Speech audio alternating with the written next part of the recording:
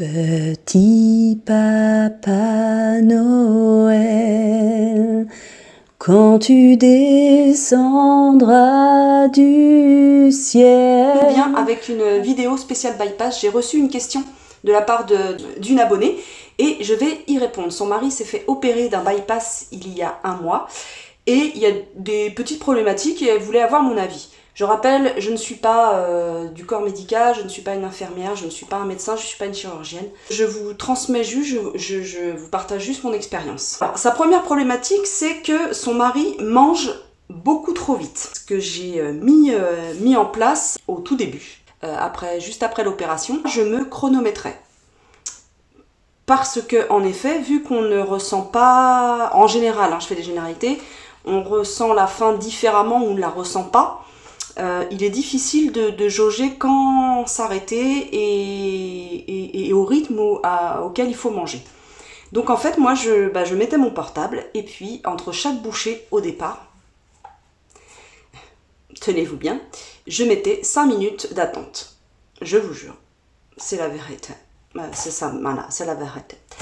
Je mettais 5 minutes d'attente entre chaque bouchée pour pouvoir correctement mâcher et pour ne pas, ma tête c'était comme ça, d'endommager mon estomac, reprendre du poids après, enfin voilà, je m'étais fait pas mal d'images là-dessus, je m'étais mis des objectifs à respecter et donc le protocole alimentaire.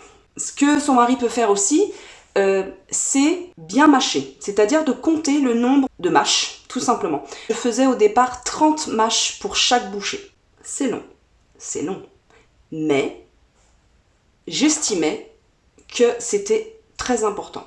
Troisième petite astuce, c'est de couper des tout petits morceaux de viande, de poisson, de protéines végétales, d'œufs, etc., etc. Vraiment de couper des petits morceaux que l'on va bien mâcher longtemps et bien attendre entre chaque bouchée. Et cela, c'est une gymnastique, je trouve, essentielle et pour ma part obligatoire, qui fait partie pour moi de la réussite de mon bypass. Attention, je ne dis pas que ceux qui font pas ça, ils reprennent du poids, ça marche pas, etc. Non, pas du tout. Moi, c'est les objectifs que je m'étais fixés, ça faisait partie des règles de vie, de mes nouvelles règles de vie. Voilà, et c'est ce qui m'a permis de rester focus sur la perte de poids, sur de m'occuper de moi en fait, tout simplement, de rester focus sur moi. Quatrième petite astuce, c'est je mangeais avec une petite cuillère. Voilà. Mine de rien, ça permet d'en mettre moins à la bouche. Voilà, ça réduit aussi la portion dans la petite cuillère. Et bien évidemment, de manger au départ dans une coupelle. Moi, je mangeais dans une coupelle de tasse. Et puis après, au bout de 1 mois et demi, un truc comme ça, j'ai commencé à manger dans des assiettes à dessert. Voilà. Peut-être que je vous mettrai mes assiettes du début si j'en retrouve, parce que c'est un peu le bazar dans mon ordinateur. Voilà à peu près ce que je conseille pour manger plus lentement. Il y avait une 5e astuce. Ah, j'en ai des astuces, dites donc. Je sais qu'il y en a qui ont utilisé la fourchette connectée. Ça fonctionne très très bien. Moi, je ne l'ai pas utilisé parce que j'avais mis des choses en place pour ne pas l'utiliser.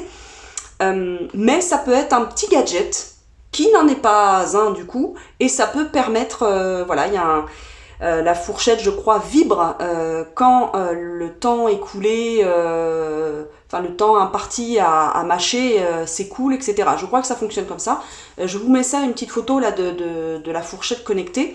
Et ça peut aider à prendre le rythme nécessaire pour avoir une bonne digestion. 6e astuce, qui n'est pas des moindres, et ça permet de matérialiser l'attente, c'est-à-dire de poser votre fourchette ou votre petite cuillère, et loin de l'assiette. Voilà, vous la mettez de l'autre côté de la table. Déjà, c'est moins tentant En fait, ça matérialise. C'est pas moins tentant, mais ça matérialise le fait que ah oui, c'est vrai. Ouh là là, j'ai changé mes habitudes, la façon de manger, le rythme, etc. Ouh là là, vous voyez, ça rentre dans des habitudes alimentaires. Le cerveau, voilà, prend conscience que il faut attendre, etc., etc.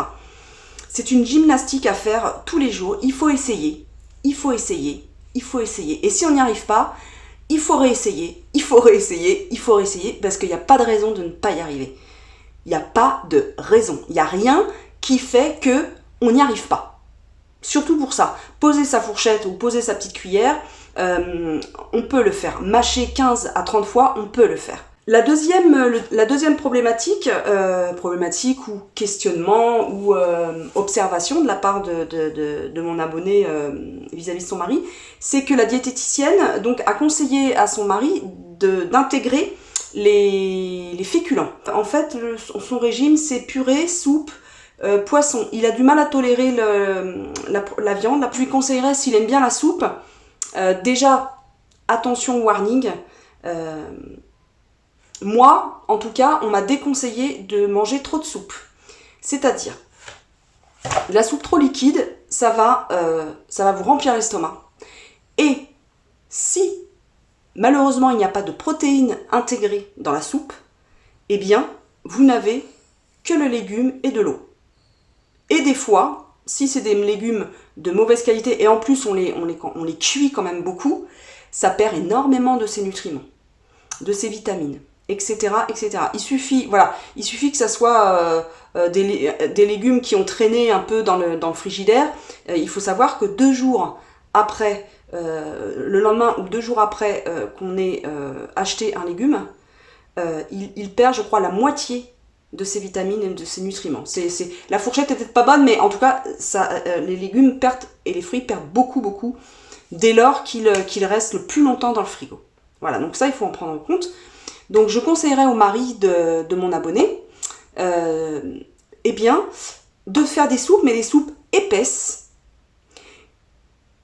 de les manger avec du pain grillé, soit qu'on coupe en petits morceaux et qu'on met, ou des croûtons, mais le pain grillé maison, c'est d'autant mieux, enfin c'est mieux, et en fait de faire des petits morceaux et de les manger au fur et à mesure avec sa soupe. Déjà, tu intègres un féculent. Le pain, c'est du féculent. Voilà. Et si au bout d'un mois, la mâche est un peu difficile, le croquant est encore un peu difficile, ça peut arriver, les textures peuvent parfois être bizarres. Moi, il y avait des textures comme ça que je ne pouvais plus manger au début post-op. Voilà, j'arrivais plus. Donc, on trouve des petites solutions, soit des biscottes. Attention à ne pas prendre des biscottes qui sont pourries de sucre ou pourries de sel. Attention, pas trop. Attention à ça, quoi. Donc, le pain grillé, tout simple, un bon pain de campagne, une tranche ou deux. Je pense qu'une tranche à un mois post-op, que tu trempes dans ta soupe et que tu manges au fur et à mesure. Tu peux manger toujours ta tartine de pain avec un fromage. Un bon fromage, type camembert. Dans le camembert, il y a pas mal de protéines, et dans l'emmental, il y a pas mal de protéines aussi. Donc c'est intéressant de se faire une petite tartine avec du camembert ou de l'emmental. Le parmesan est l'un des fromages les plus protéinés. Il a, le parmesan, je crois, 30 grammes de protéines pour 100 grammes de produit. Alors bien évidemment, vous ne mettez pas 100 grammes de parmesan dans votre soupe, mais vous mettez, par exemple, je sais pas moi, 20 grammes de râpé de parmesan dans votre soupe, ça peut être intéressant. Également, tu peux manger des soupes, il n'y a pas de souci. J'ai pas dit qu'on pouvait pas. En revanche, il faut qu'elle soit protéinée. Donc, soit tu mets de la protéine en poudre sans arôme, ça existe, sans arôme dans ta soupe, comme ça tu as ton apport en protéines lors de ton repas, tu as le légume, tu as ta protéine, et à côté, tu peux, dans ta soupe, tu peux mettre de la pomme de terre, par exemple. Tu vois ? Donc tu as, là, dans ta soupe, tu as tout. Attention, si tu ne manges pas de pain, tu ne vas pas avoir la sensation de la mâche avec la soupe. Donc, même la soupe, regardez, même la soupe, même les yaourts, on les mâche. Moi, je mâchais tout, même les yaourts, pour vous dire. Et je le fais toujours.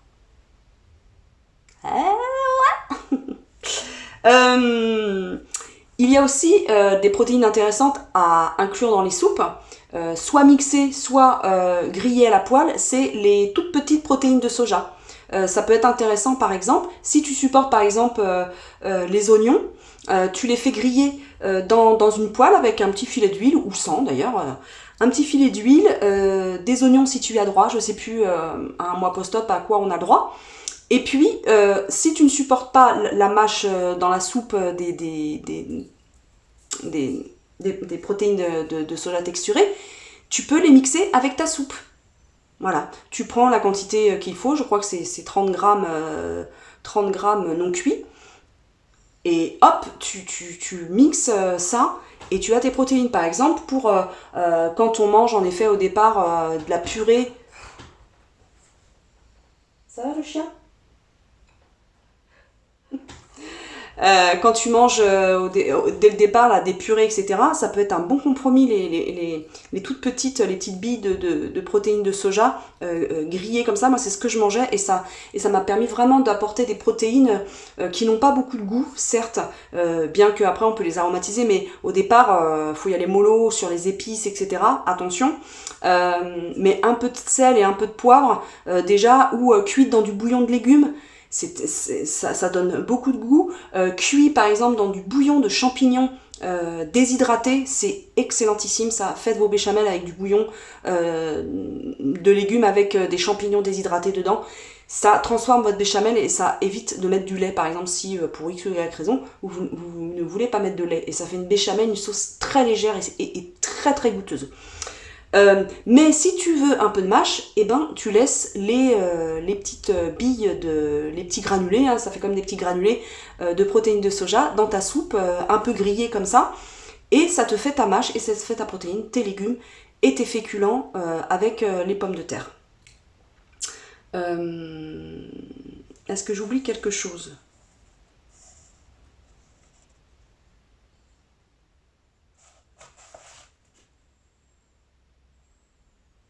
Après, c'est vrai qu'il est bien de réintégrer quand même à un moment donné, je sais plus quand est-ce que ça se fait, les morceaux, mais je pense que tu manges des morceaux vu que tu manges du poisson. Mais peut-être que tu tolères mieux le poisson parce que c'est mou, et peut-être que tu as du mal justement avec les viandes parce que c'est dur à mâcher et tu as une sensation de gêne. Alors moi, ce que je te conseille, c'est soit tu peux inclure aussi de la viande, par exemple, te faire des bouillons un peu à l'asiatique. Tu fais un bon bouillon de légumes à l'asiatique, bien goûtu, avec des herbes, etc. Et puis tu ajoutes un petit filet coupé en morceaux très très fins, en espèces d'aiguillettes très très fines, tu les passes comme ça à la poêle pour leur donner du goût, avec un peu de sauce soja, etc. Un peu d'oignon si tu le supportes, un peu d'ail si tu y as droit, si tu le supportes.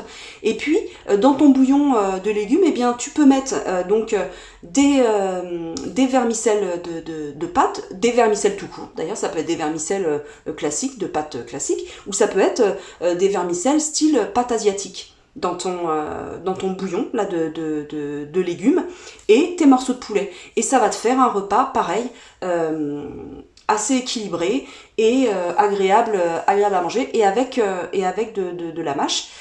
Et tu as tes féculents, les pâtes.